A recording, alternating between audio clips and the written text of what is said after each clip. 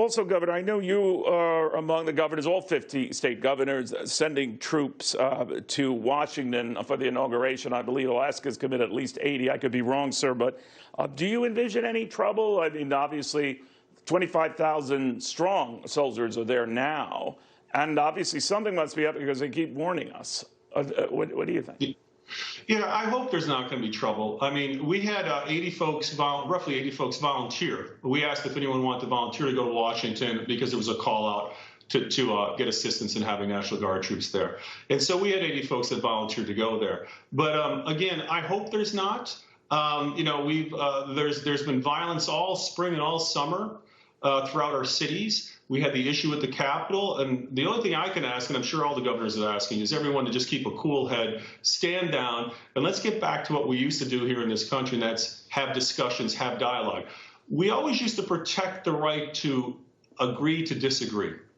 And that changed here in the last couple of years with this whole cancel culture and this whole snowflake issue. So I would just ask people to stand back, rethink what it is to be an American.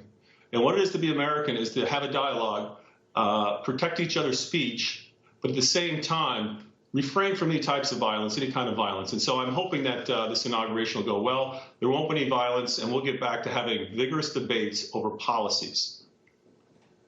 How do you think Donald Trump is going out? As you know, he's not going to the inauguration, still argues that the election was rigged against him.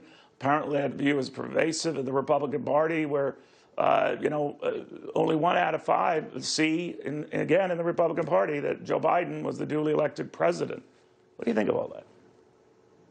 Well, I think there's a lot of folks that have questions about the elections. And 75 million individuals voted for President Trump.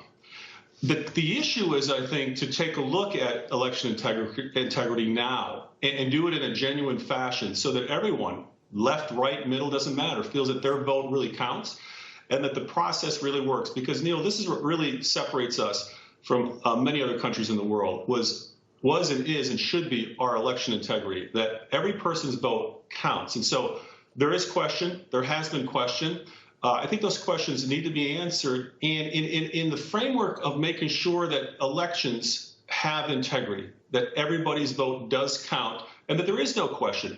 I think once that's resolved, we move on. Governor, do you think the president looks like a baby, a sore loser? I'm sorry, I couldn't hear you, Neil. Say that again, please. Do you think the president looks like a baby, a sore loser? I think to some. Certainly he does. I think to others, he looks like somebody that is calling out what he believes is a wrong. You know, history is going to write all of this stuff when we step back and we have a few years under our belt. But I would say that 2020 was a very difficult year for this country for a whole host of reasons. I think that dialogue, discussion, the ability to agree to disagree has been lost. I think that has to be regained. We built this country together, and we're going to have, I think, a great country if we work together. That doesn't mean we necessarily adopt each other's values and philosophies and policies.